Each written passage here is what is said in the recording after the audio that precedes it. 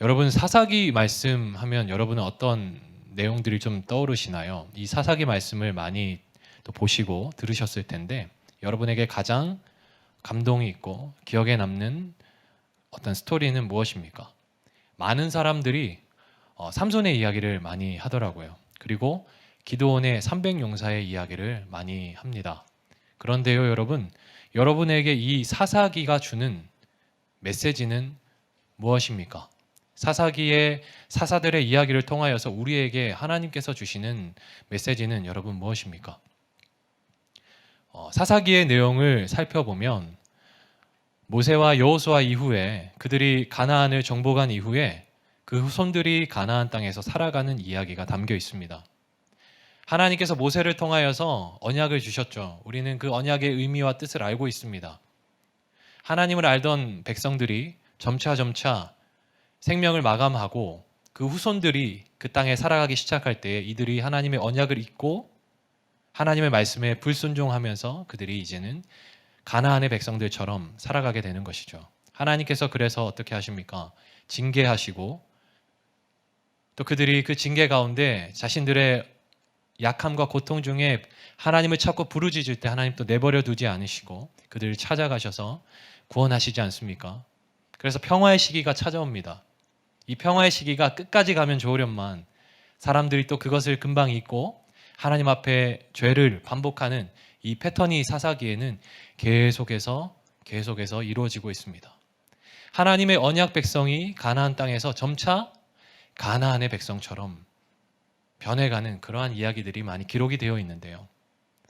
그때 왕이 없으므로 그들이 각기 자기의 소견에 옳은 대로 행하였더라라는 말씀처럼 사사기는 참 암울하고 어두운 이야기가 담겨 있는 것 같습니다. 그렇지만 진정한 사사기의 메시지는 그럼에도 불구하고 이스라엘의 왕이신 하나님께서 그들을 내버려 두지 않으시고 그들을 찾아가셔서 그들을 구원하셨다. 그들과 함께 하셨다라는 그 이야기를 우리가 기억하였으면 좋겠습니다. 오늘 우리가 함께 읽었던 이 본문 말씀에 나오는 기드온의 이야기를 보면 기드온은 사실 사사가 되기에는 어떠한 자격도 없고 또 믿음도 너무나도 연약하여서 하나님이 그를 사용하심으로 인하여서 그 기드온의 믿음 없음과 자격 없음과 하나님의 그 능력이 완전히 대비되면서 하나님이 이스라엘 백성과 함께 하실 때 그들 가운데 구원이 나타났다라는 것을 완전히 증명합니다. 그래서 우리가 이 말씀을 볼 때 기억해야 할 것은 하나님 앞에서 기드온은 정말 연약한 사람이라는 것이죠. 정말로 우리가 이 기드온을 반면교사 삼고 그럼에도 불구하고 기드온을 선택하셔서 하나님의 구원을 이루시는 하나님의 메시지에 우리가 집중해야 한다는 것입니다. 1절 말씀을 우리가 한 목소리로 읽어보겠습니다. 1절 말씀입니다. 시작. 이스라엘 자손이 또 여호와의 목전에 악을 행하였으므로 여호와께서 7년 동안 그들을 미디안의 손에 넘겨주시니 미디안의 손이 이스라엘 이긴지라. 예, 여기까지 읽겠습니다. 네, 1절부터 2절 초반까지 읽었는데요. 사사기 6장 이 말씀의 처음도 똑같은 패턴으로 이루어지고 있죠. 어떻게요? 이스라엘 백성들이 여호와 앞에 악을 행하였습니다.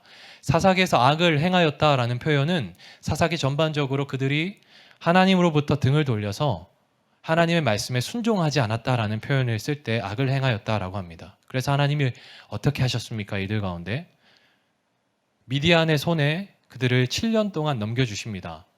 광야의 유목민족이었던 미디안의 손에 이스라엘을 넘겨주셨다는 것은 하나님께서 이스라엘을 징계하기 위해서 미디안의 힘을 일시적으로 강성하게 하였다라는 표현으로 보는 것이 좋을 것 같습니다. 그래서 여러분, 이 말씀처럼 7년간의 시간을 고통을 받고 있는데 전반적인 사사들의 이 시기에 이들이 고통을 받는 7년이라는 세월은 사실 상대적으로는 좀 짧은 시간입니다. 그런데 우리가 기억해야 할 것은 어느 때보다 더 구체적으로 이들이 어떠한 고통을 겪고 있는지 아주 상세하게 지금 사사기의 기자가 기록을 했다라는 것이죠. 이 말은 무엇을 의미합니까? 이들이 받은 고통은 7년간의 고통이었지만 아주 지독한 고통이었다라는 것을 상대적으로 보여주고 있는 것 같습니다. 이스라엘 백성들이 하나님 앞에 반복적으로 죄를 짓자 하나님 구원은 하셨지만 이들이 계속해서 범죄하니 하나님께서 점점 더 강도가 높은 징계를 하고 계시는 것 같습니다. 우리 2절 말씀을 보실까요? 2절 말씀 다시 한번 읽어보겠습니다. 시작. 미디안의 손이 이스라엘을 이긴지라. 이스라엘 자손이 미디안으로 말미암아 산에서 웅덩이와 굴과 산성을 자기들을 위하여 만들었으며. 조선에 세도 정치를 하던 시대가 있었는데 이 시대에 백성들의 세금을 너무나도 많이 수탈해서 농민들이 터전을 버리고 산으로 가서 산에 불을 지르고 화전민이 많이 되었다고 합니다. 이처럼 그들의 삶이 얼마나 힘들었으면 자기들이 오랫동안 살았던 터전을 다 버리고 산으로 떠났을까요? 이처럼 이스라엘 백성들도 너무나 고통스러운 것이죠. 미디안이 계속해서 이들을 압제하니 이들이 자신의 터전을 두고 산에 많은 은신처들을 지금 두고 있다라는 말씀을 사사기 기자는 하고 있습니다. 구체적으로 지금 어떠한 고통을 이들이 겪고 있습니까? 3절부터 5절 말씀에 기록하고 있는데요. 미디안 족속들이 이스라엘 백성들이 씨를 뿌리기만 하면, 파종하기만 하면 자신의 근거지에서부터 동쪽 광야의 그 근거지에서부터 서쪽 지중해의 블레셋 땅 가사 그 땅에 이르기까지 메뚜기 떼와 같이 수많은 백성들이, 그 미디안 백성들이 각자의 그 낙타를 가지고 오고 또 짐승들을 가지고 와서 어떻게 하는 것입니까? 밭에 진을 치는 것입니다. 추수할 때 오는 것도 아닙니다. 파종할 때요. 씨를 심을 때요. 이들이 곡식을 많이 수탈하려고 했다면 추수할 때 오는 게 좋지 않겠습니까? 그런데 씨만 뿌리면 이들이 오는 겁니다. 그래서 그 뿌린 씨앗들이고 뭐고 다 황폐하게 만들어 버리는 거죠. 아무런 소망을 이스라엘에게 지금 남겨두지 않고 있는 거죠. 하나님께서 지금 미디안을 통하여서 이스라엘에 계속해서 징계를 주고 계신다는 것을 우리는 기억해야 합니다. 우리 잠깐 화면에 있는 말씀을 보실까요? 레위기 26장 13절부터 16절 말씀을 우리가 교독하면 좋겠습니다. 제가 먼저 읽겠습니다. 나는 너희를 애굽 땅에서 인도해 내어 그들에게 종된 것을 면하게 한 너희의 하나님 여호와니라. 여기까지 읽겠습니다. 14절 말씀 읽어주시겠습니까? 너희가 내게 청종하지 아니하여 이 모든 명령을 준행하지 아니하며 내 규례를 멸시하여 마음에 내 법도를 싫어하여 내 모든 계명을 준행하지 아니하며 내 언약을 배반할진대 내가 이같이 너희에게 행하리니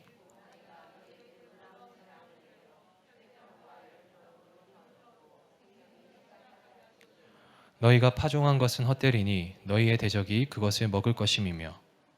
하나님 분명하게 말씀하셨습니다. 그런데 하나님의 말씀을 알던 사람들이 세대가 바뀌고 죽고 다음 세대가 일어나다 보니 이 하나님의 언약의 말씀을 잊어버린 것이죠.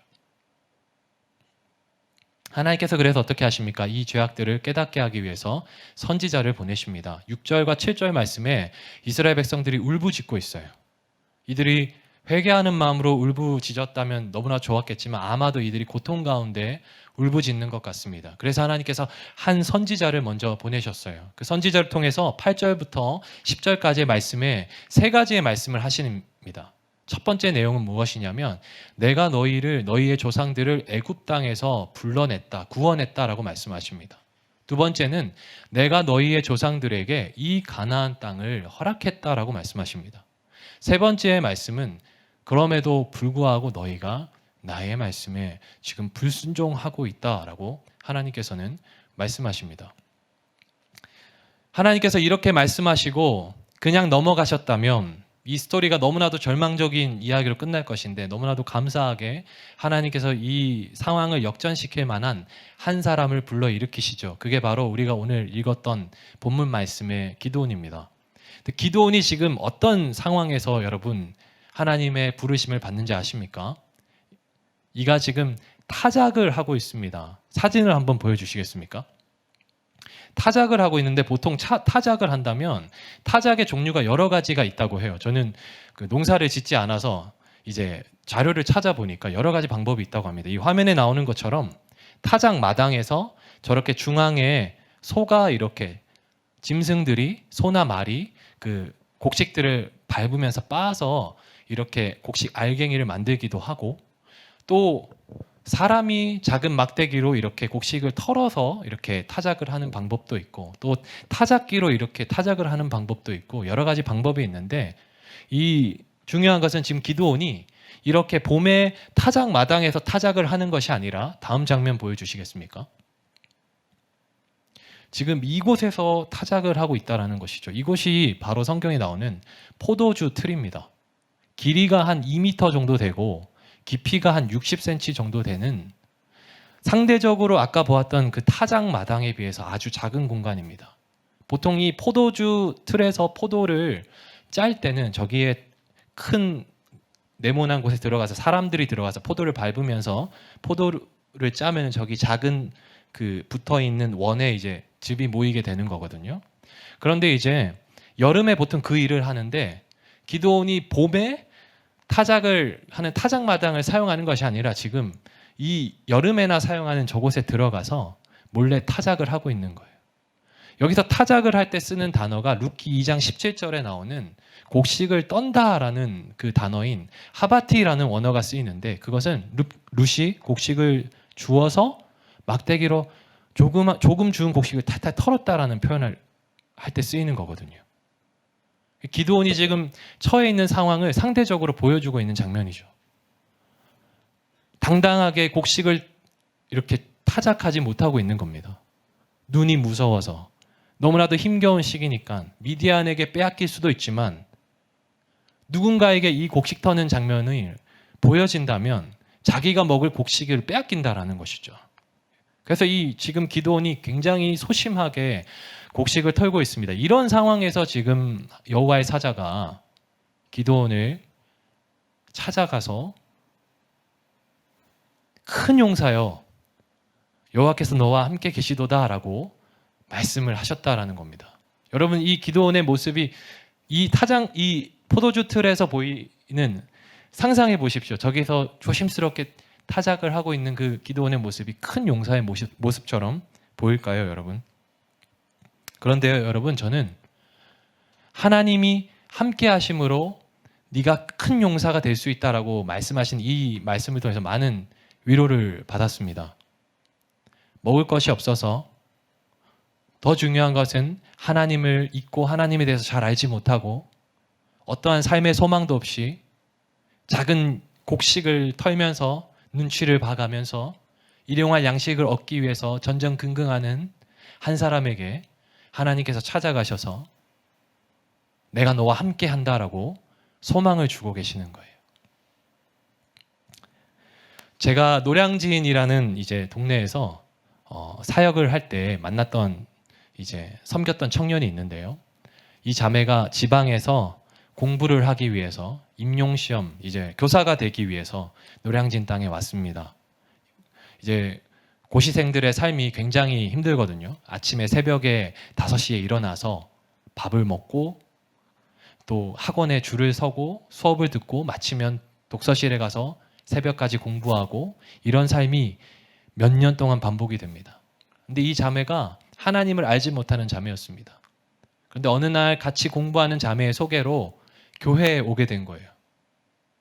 그 교회에 와서 자신의 그 힘든 상황들이 있으니까 교회 사람들을 만나고 교제하면서 또 찬양을 통해서 위로받으면서 예배를 통해서 위로받으면서 하나님 말씀을 들으면서 이 자매의 신앙이 조금씩 자라기 시작했습니다.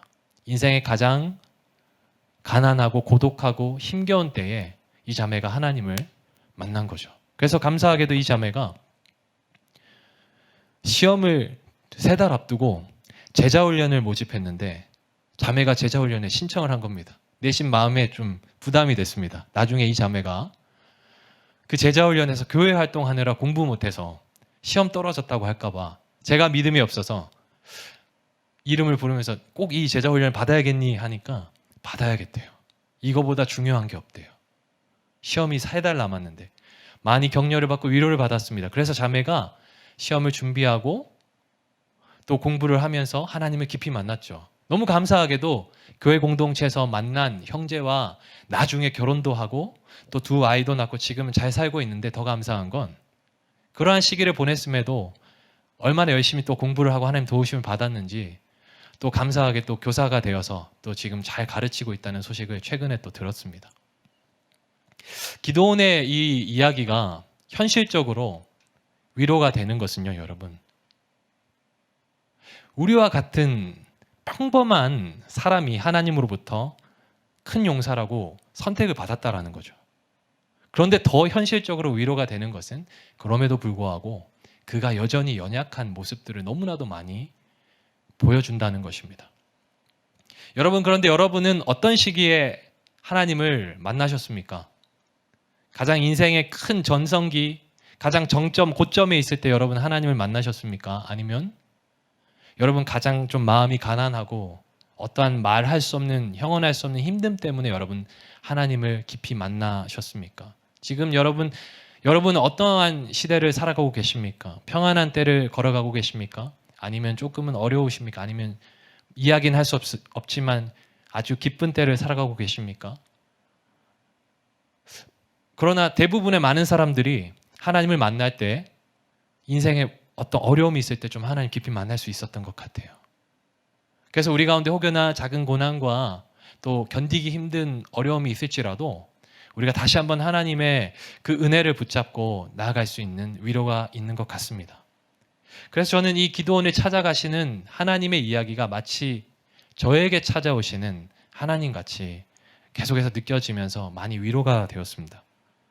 13절 말씀을 한번 같이 읽어볼까요, 여러분? 13절 말씀 다 함께 읽어보겠습니다. 시작.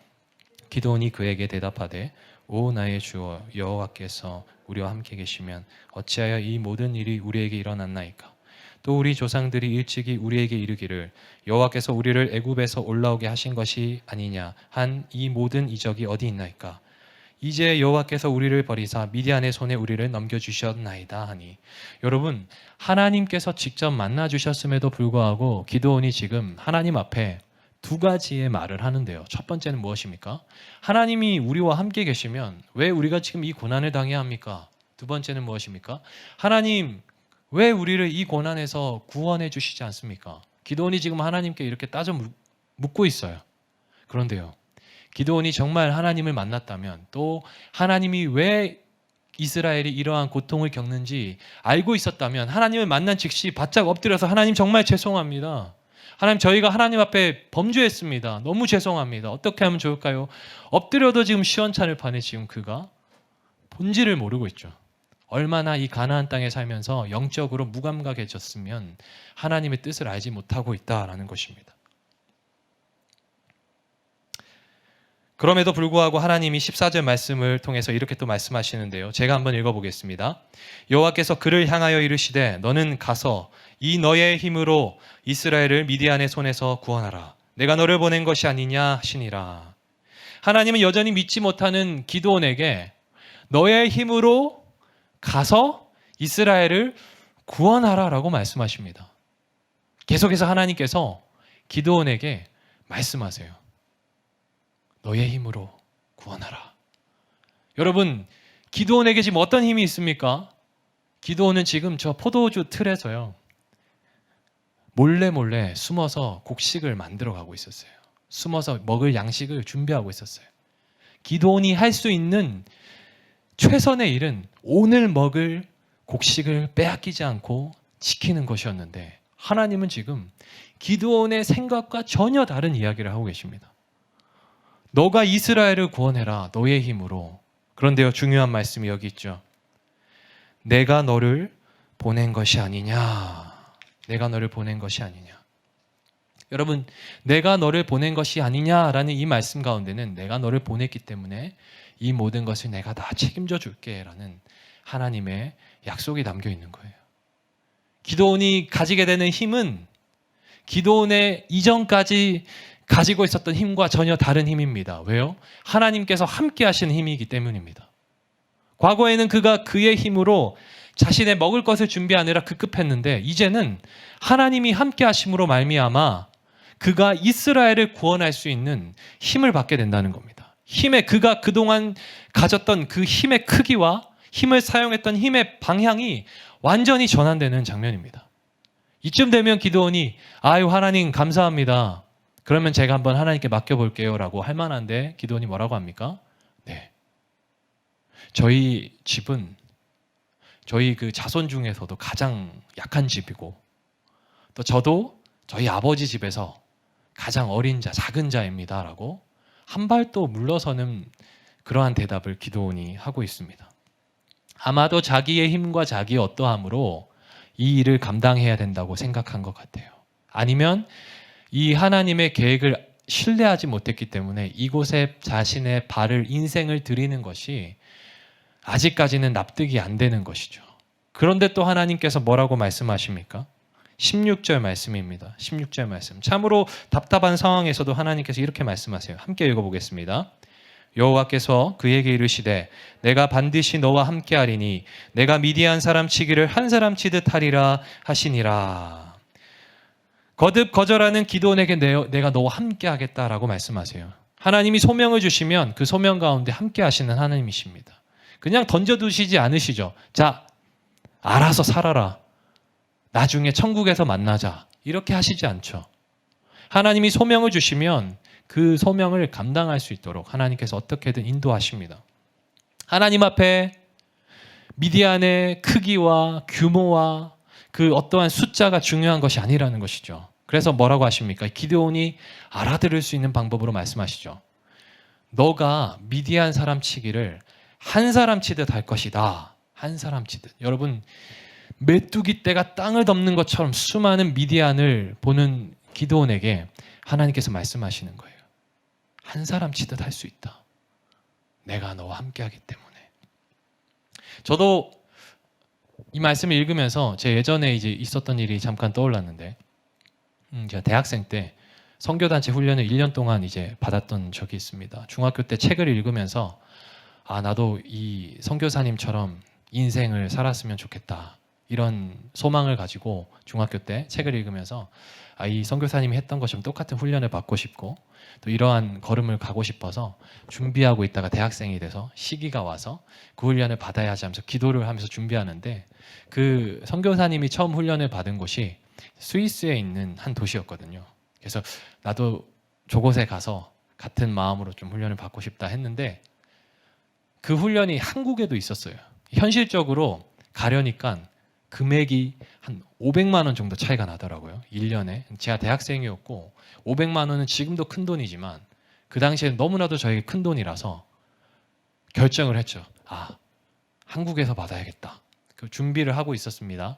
그러던 중에 어느 날 기도하다가 생전 있던 일이 아닌데 하나님 좀 그런 마음을 주시는 거예요. 뭔가 물어보시는 것 같은 거예요. 너 어디로 갈지 결정했니? 제가 내면으로 대답했죠. 기도하면서 하나님, 저 국내에 그냥 훈련 받으려고 합니다. 왜 근데 너 그렇게 결정했니? 라고 물으시는 것 같아요. 돈이 차이가 좀 많이 나서 여기가 싸서 좀 여기 가려고요. 하나님께서 근데 너 국내에서 훈련 받을 돈은 있니? 라고 물어보시는 것 같아요. 하나님, 그 돈은 없고 어쨌든 하나님 주시겠죠. 라고 이렇게 저는 나름의 믿음의 고백을 했는데 그 다음 질문이 저의 머리를 좀 이렇게 쳤습니다. 근데 내가 어차피 주는 건데 여기나 저기나 뭘 걱정하냐라는 그 마음을 주시더라고요. 그래서 다시 한번 하나님 앞에 기도하고 감사하게 이렇게 원래 가고 싶었던 그곳으로 가서 좋은 훈련을 받고 이렇게 또 힘을 내서 그곳에서만 또 경험할 수 있는 것들 많이 경험하고 돌아왔던 기억이 남습니다. 하나님이 저에게 기도하는 중에 격려하지 않으셨다면 아마도 한국에서 훈련을 받고 그 훈련도 좋은 훈련이었겠지만 제가 훈련을 받은 곳에서 받아야 할 또 다른 하나님의 연단을 놓칠 수 있었겠죠. 하나님 그래서 저를 그곳으로 보내주셨다고 믿고 이것이 저의 개인적인 간증이지만 이 기도원의 이야기를 읽으면서 저의 과거의 모습들이 좀 생각나면서 그럼에도 불구하고 왜 여전히 지금도 연약하게 하나님 앞에서 힘을 못 쓰고 있나라는 생각을 했던 것 같습니다. 사랑하는 성도 여러분, 하나님은 계속해서 발을 빼는 기도원을 절대로 윽박지르시지도 않으시고 기다려 주십니다. 계속해서 하나님이 기다려 주세요. 오히려 그의 모든 상황과 형편을 아시니까 그를 격려하십니다. 등을 이렇게 세게 밀면서 알아서 해 하지 않으시고 차분하게 이렇게 밀어주시죠. 기도원의 마음이 조금씩 움직이는 것 같지만 17절 말씀을 보시면 기도원이 또 이렇게 이야기합니다. 한번 같이 읽어볼까요? 기도원이 그에게 대답하되 만일 내가 주께 은혜를 얻었사오면 나와 말씀하신 이가 주 되시는 표징을 내게 보이소서. 여러분, 기드온의 이 모습이 너무 신중하게 느껴지시지 않으십니까? 저는 이 모습을 보면서 순종할 만한데 이 정도 됐으면 정말 이렇게까지 하는구나 라는 생각이 들면서도 이렇게 생각이 드는 거예요. 하나님 앞에 기도할 때 뭔가 기도하는 중에 원하는 방향대로 하나님께서 응답을 하시면 하나님 감사합니다, 제 순종할게요 라고 그렇게 하나님 앞에 순종의 걸음을 잘 걸어갔지만, 때로는 기도하는 중에 원했던 방향으로 인도하시지 않는 다른 인도함을 주시면 주저하는 제 모습이 또 보이더라고요. 하나님, 진짜 이게 하나님 응답이 맞습니까? 하나님, 저는 이렇게 하는 게 맞는 것 같은데 다시 한번 또 기도하고, 그래도 하나님은 이렇게 인도하시는 것 같은데 다시 한번 또 기도하고 순종하고 나아가야 하는데 계속해서 이게 맞습니까? 이게 맞습니까? 하면서 하나님의 그 말씀, 이 우리에게 주신 이 하나님의 말씀대로 우리가 나아가야 함에도 불구하고 자꾸 내 안에 있는 어떠한 의견을 하나님 앞에 주장할 때가 있다는 것이 이 말씀을 통해서 계속해서 느껴졌어요. 그렇지만 그럼에도 불구하고 하나님께서 어떻게 하십니까? 하나님 모습 참 인상적인데요. 18절 말씀을 보실까요? 함께 읽겠습니다. 내가 예물을 가지고 다시 주께로 와서 그것을 주 앞에 드리기까지 이곳을 떠나지 마시기를 원하나이다 하니 그가 이르되 내가 너 돌아올 때까지 머무르리라 하니라. 하나님 참 인상적이십니다. 화내지 않으십니다. 하나님 다그치지 않으십니다. 그래, 그렇게 해라. 다녀와라. 재물 가지고 와라. 그래서 어떻게 해요? 기드온이 재물을 가지고 하나님 앞에 왔죠. 하나님께서 끝까지 기다리시는 모습을 보이십니다. 우리가 하나님을 처음 만났을 때, 우리가 예수님을 처음 만났을 때, 우리가 예수님을 주인으로 영접하고 하나님의 자녀가 되었습니다 했지만 여전히 그 순간적으로 우리의 신분은 바뀌지만 우리의 삶의 환경이나 우리의 살아오는 습관은 그대로인 거예요. 한순간에 예수님을 믿습니다 하고 우리의 모든 자아와 모든 습관과 우리의 모든 좋지 않은 죄성들이 모두 다 사라져 버린다면 얼마나 좋겠습니까? 그러나 여전히 하나님 우리가 믿지만 우리 안에 연약함들이 남아있다라는 거예요. 그럼에도 불구하고 하나님은 우리를 기다리십니다. 우리가 하나님의 형상을 닮아 계속해서 하나님의 뜻대로 살아갈 수 있을 때까지, 오늘 넘어져도 내일 또 일어설 수 있도록, 오늘 또 좌절하고 하나님 뜻에 순종하지 못해도 하나님께서는 그 자리에서 기다리고 계신다라는 거예요. 하나님은 그리고 기드온이 재물을 가지고 왔을 때 그 재물을 어떻게 하시죠? 받으십니다. 바위에서 불이 나와서 그 제단 위에 쌓은 모든 재물들을 다 태우십니다. 이 말은 하나님이 그 기드온에 준비한 모든 것을 받으셨다라는 것입니다.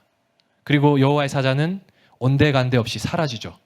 그제서야 기드온이 여호와의 사자를 눈앞에 두고도 하나님을 온전히 인정하지 못했는데 그제서야 기드온이 어떻게 합니까? 내가 여호와의 사자를 보았나이다 하고 두려워하기 시작해요.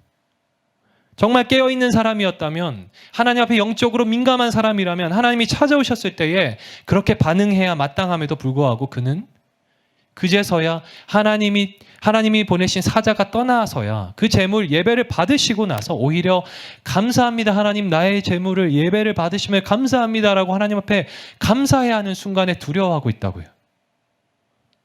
하나님과 함께하지만 여전히 연약한, 사사로 부름받지만 사사의 어떠한 자질이 전혀 보이지 않는 아주 평범하고 연약한 한 사람, 이 기드온을 하나님께서 이렇게 말씀하시죠. 두려워하지 말라, 죽지 않을 것이다, 안심하라.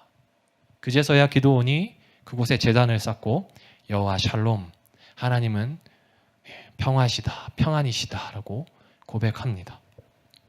기드온이 그렇게 하나님을 받아들이고 나서야 하나님께서 기드온에게 한 가지 또 명령을 주시는데 그것이 무엇입니까? 아버지의 집에 있는 바알의 제단과 아세라의 단을 다 찍어버리고 그곳에서 번제를 드리라 하나님 말씀하십니다. 기드온이 순종을 했겠습니까? 순종하지 않았겠습니까?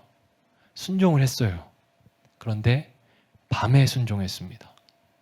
하나님을 알고 하나님의 뜻을 행하긴 했지만 여전히 눈앞에 있는 사람들이 두려운 겁니다.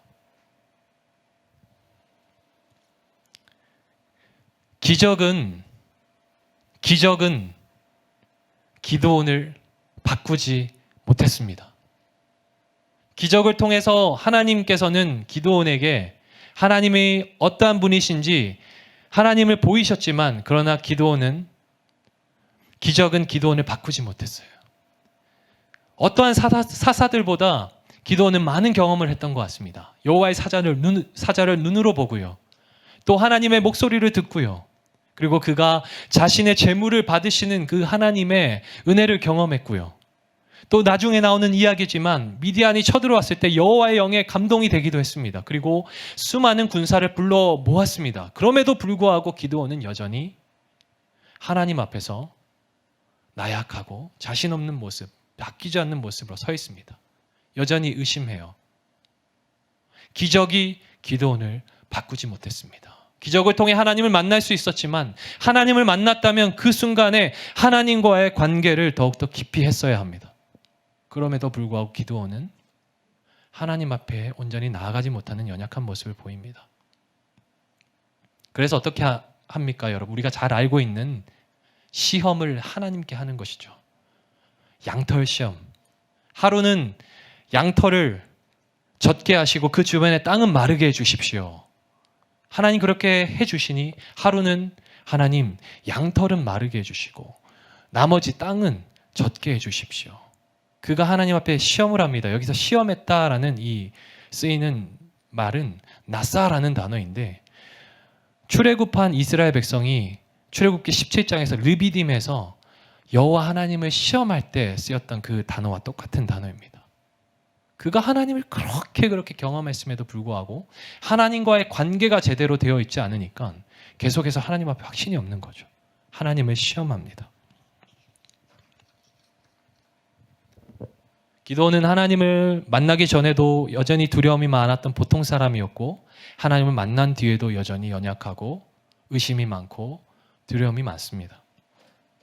그런데요, 그런 그가 쓰임을 받을 수 있었던 이유는 무엇일까요?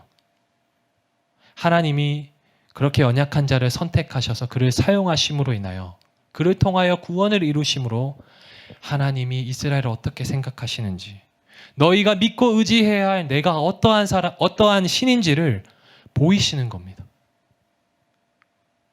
기드온이 힘이 넘치고 완전한 자였고 아주 당대의 용사였고 그가 하나님을 경외하는 자였으며 평소에도 많은 사람들에게 신망을 받고 인망을 받는 사람이었다면 하나님이 그를 도우셔서 하는 이야기들이 조금은 반감되었을 수도 있습니다. 아, 기드온이 원체 그 땅에서 잘하는 지도자였지. 기드온 신뢰할 만한 사람이었지. 그렇지만 아무것도 자랑할 것이 없는 그저 하루 먹을 곡식을 걱정하며 살아가는 평범한 그 사람을 하나님께서 부르셔서 하나님은 하나님의 구원을 이루심으로 하나님이 어떠한 분이신지를 드러내 주셨습니다. 그것이 바로 하나님이 역사하시는 방법인 거죠. 탁월한 사람들을 줄 세워서 너는 나의 백성이야. 너는 내 두 번째 백성이야. 너는 내 세 번째 백성이야. 너는 내 100번째 백성이야 하지 않으십니다. 가장 인생의 곤고한 자들, 가장 현실적인 삶을 살아가는 사람들을 하나님 부르시죠. 그리고 하나님 말씀하십니다. 너는 나의 것이다. 내가 너와 함께한다. 내가 너와 함께할 때 너는 나의 힘으로 나의 일을 할 수 있을 것이다. 그리고 곤고한 삶을 살아가는 사람들이 하나님 함께 하심으로 말미암아 하나님의 말씀을 행함으로 하나님의 영광을 드러내는 그 삶을 살기를 하나님께서 기대하고 계십니다. 하나님이 기드온의 신앙의 수준에 그 눈을 맞추어 주셔서 기다리심으로 그가 원하는 방법대로 응답해 주시면서 하나님께서 그를 사용하시면서 하나님은 하나님 되심을 오히려 더 드러내시는 겁니다.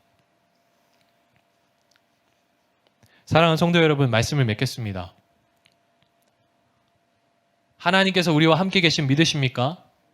우리가 예수 그리스도 안에 있을 때부터 성령께서 우리와 함께 하시죠.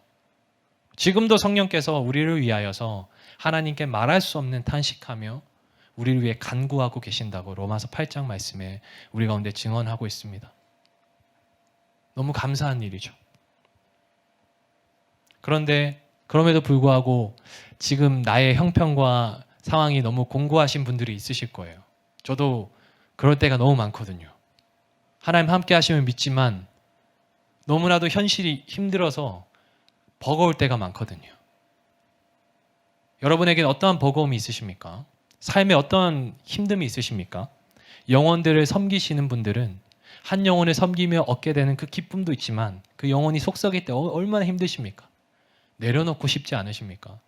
공동체에서 관계에 어려움이 있으십니까? 그 공동체 내려놓고 싶지 않으십니까? 직장 생활에 고단함이 있으신 분들은 얼마나 힘드십니까? 얼마 전에 서점에 갔는데 한 코너에 직장 생활에 대한 책이 어마어마하게 많더라고요. 한 코너를 가득 채우는 직장 생활 잘하는 법, 힘든 직장을 그만두는 법, 당신이 인생에서 행복한 법, 이제 당신이 직장 생활하면 힘들 때 읽어야 할 책, 많은 책들이 있습니다. 그만큼 사람들이 힘들고 지쳐 있다라는 것이죠. 이러한 삶을 살아가는 우리가 무엇을 의지하며 살아야겠습니까? 다른 사람은 둘째치고 이제는 내 한 몸 건사하기도 힘든 분들도 있으시지 않으십니까? 너무 힘들어서 지쳐서 하나님 계신 건 알겠는데 너무 버거운 것이죠.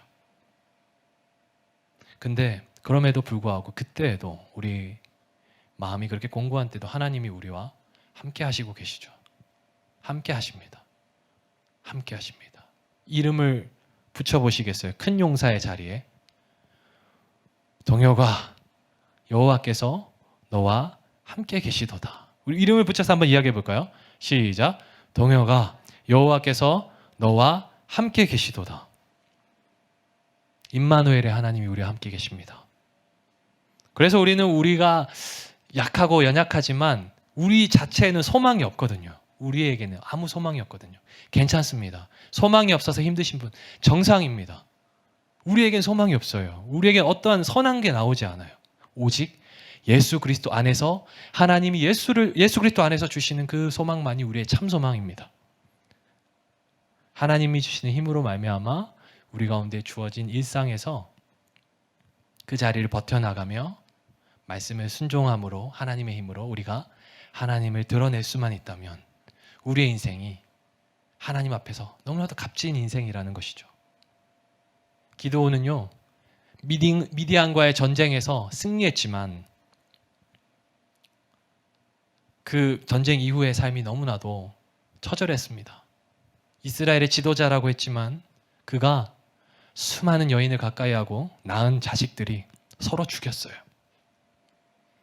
또 이스라엘 백성들에게 모아서 만든 금으로 만든 그 제사장이 입는 에봇을 만들었는데 나중에 그 백성들이 그 에봇을 우상 숭배하듯 섬겼습니다.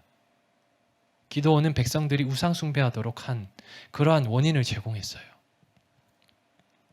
우리는 기드온을 반면교사 삼아야 합니다.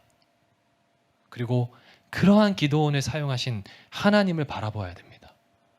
그럼에도 불구하고 하나님이 이렇게 역사하시는구나. 하나님이 역사하시는구나. 하나님 당신을 우리 가운데 나타나기 위해서 하나님은 가장 하나님의 방법을 쓰시는구나.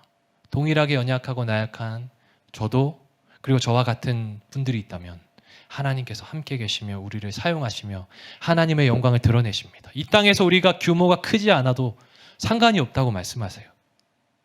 하나님께 소망을 두고 우리의 부르심의 그 자리에서 오늘도 단단하게 서 나가시는 저와 여러분 되시기를 주님의 이름으로 축복합니다.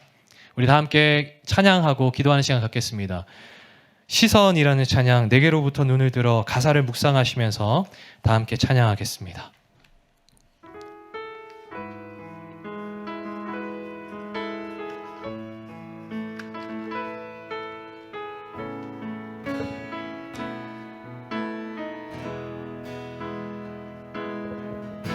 내게로부터 눈을 들어 주를 보기 시작할 때 주의 일을 보겠네.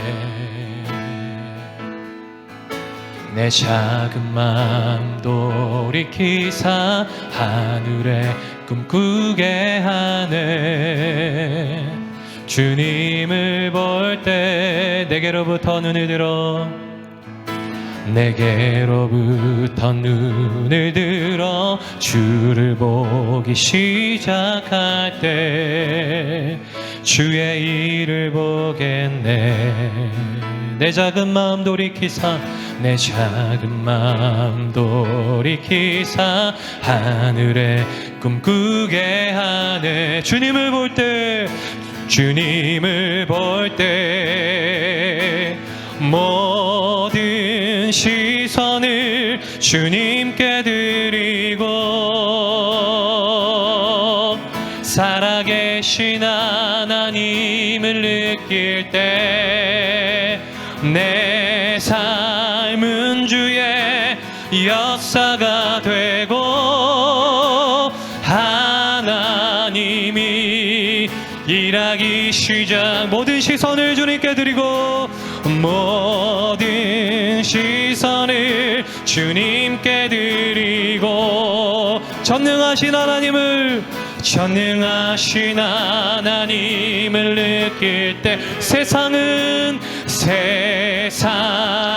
주의 나라가 되고 하나님이 일하기. 우리 한 번 더 고백합니다. 모든 시선을 주님께 드리고 살아계신 하나님을 느낄 때 우리 믿음으로 선포합시다. 내 삶은 주의 역사가 되고 하나님이 우리의 목소리로 고백합시다. 모든 시선을 주님께 드리고 살아계신 하나님을 느낄 때 내 삶은 주의 역사가 되고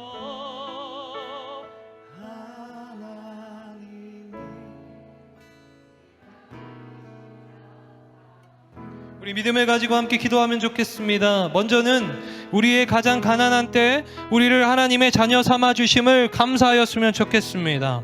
그리고 한 번 더 기도하실 때에 연약한 나의 삶에 소망을 두지 않고 오직 살아계신 하나님께 소망을 두며 하나님과 날마다 관계하며 동행하며 나의 구원에 만족하지 아니하고 하나님의 말씀을 따라 살아감으로 내게 주어진 삶에서 하나님의 영광을 드러내는 거룩한 삶을 살게 하여 주시옵소서. 다 함께 주여 한번 부르짖고 통성으로 기도하신 후에 각자의 기도 제목으로 기도하시겠습니다. 주여.